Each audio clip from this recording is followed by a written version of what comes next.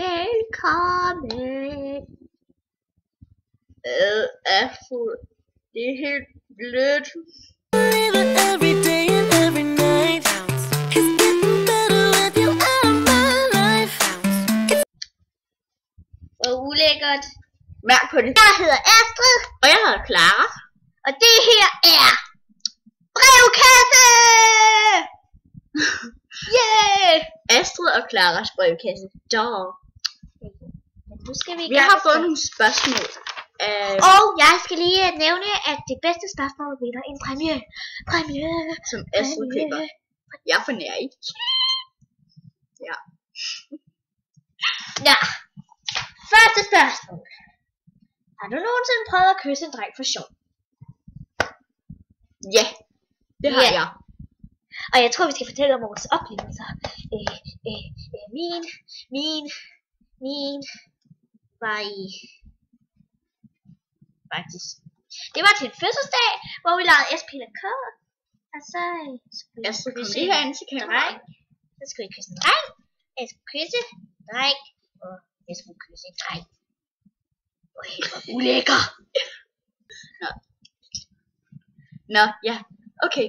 Jeg var faktisk også til en fødselsdag.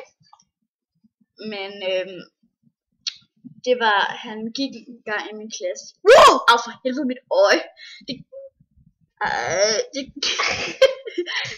Det gør han ikke mere.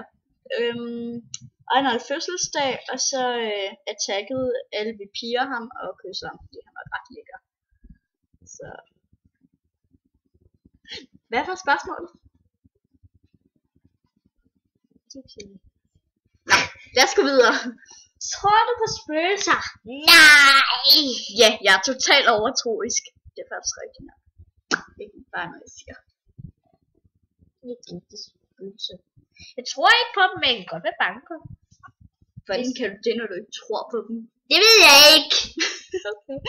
Jeg er forelsket. Har jeg en chance?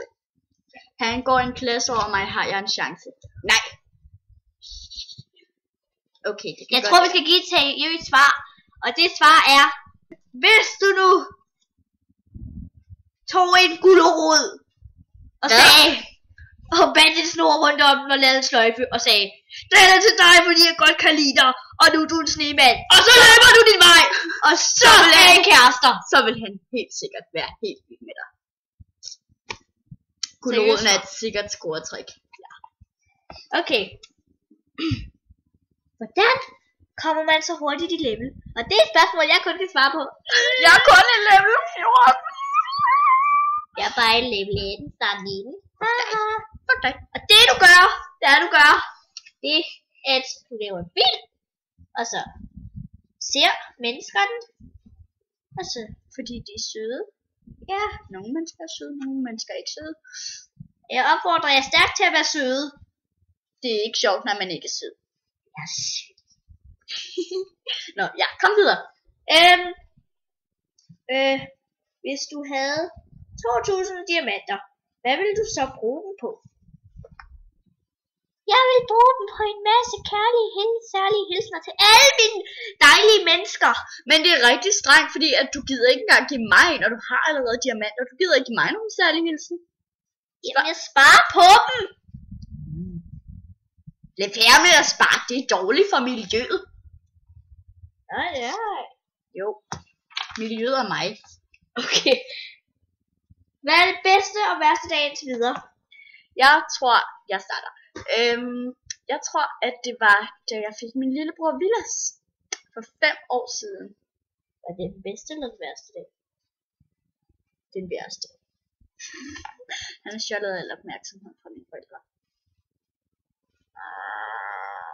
Jeg tror, den værste dag i mit liv var da jeg fandt ud af, at pandaer var troede. Og den bedste dag var, da jeg fik min første bil af bær. Det var nok den bedste dag, da jeg fik min lillebror. Men jeg har været ret sur på ham, og jeg har slået ham et par gange. Det er da ikke det spørgsmål, du har kaldt mig Karle. Ej, Vi skal nok kalde dig Carla. hej Carla. Okay. Har du nogensinde kysset en giraffe? Ja, jeg var i Tivoli med min veninde Rosa, og så prøvede jeg den der dyrekarusel. Nå, men så sad jeg på giraffen, og så kyssede jeg den, da jeg skulle af. Så ja, jeg har kysset en giraffe. Nej, men jeg vil godt prøve det. Sådan en rigtig giraf. Fordi de sikkert ligesom heste har sådan en kæmpe stor mule. Ja, det kunne være sådan en. Nå, ja. Hvordan ved man, at kæresten er den rette?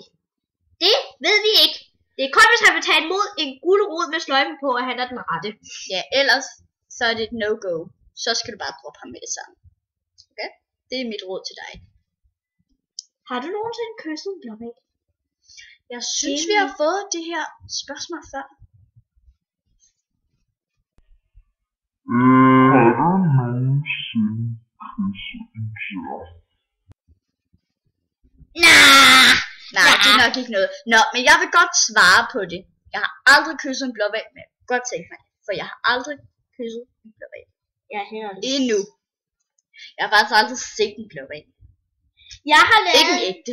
jeg har været på Blåhvalsmuseum, og så har jeg lavet, så har min klasse stået med hænderne i hånden. Nå, har vi flere spørgsmål? Nej. Hvor er du onde? Giv os spørgsmål. Skriv dem i kommentaren. Skriv dem. Yes. Skriv dem nu. Vent, måske skulle Det er nu. på min arm. Nej. Jeg peger jo der ned i kommentaren. Jeg tror, Ja, for fanden. Og så holder du dig på næsen. Det var næsten, jeg mente. Ikke øjet. Men altså, nu skal vi så kåre vinderen af verdens bedste spørgsmål. Hvorfor går du over på dine Movistar-idéer til film?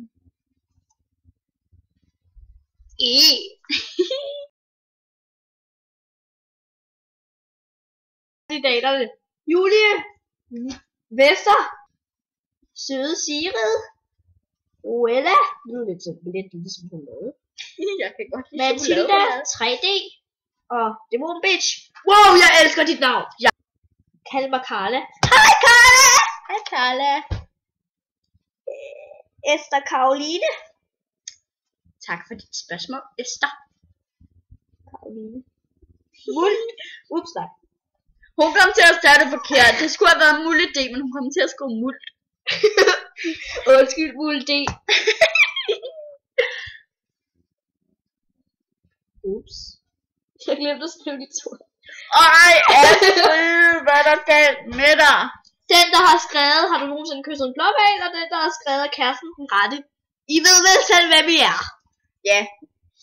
For vi gider ikke. Okay, så imens vi tænker, hører I mega sej sang.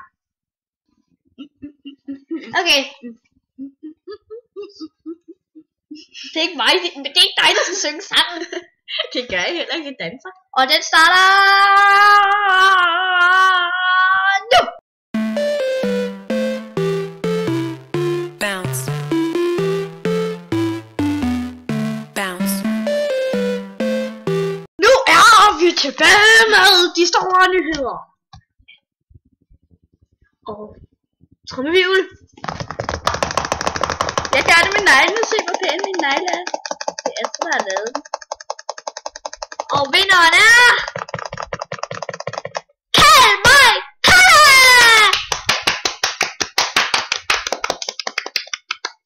Det ville have været enten blåhval eller giraf. Men fordi I havde troet de samme spørgsmål, ville det være unfair. Ja. Undskyld. Blablabla. Rulle, okay! Woo!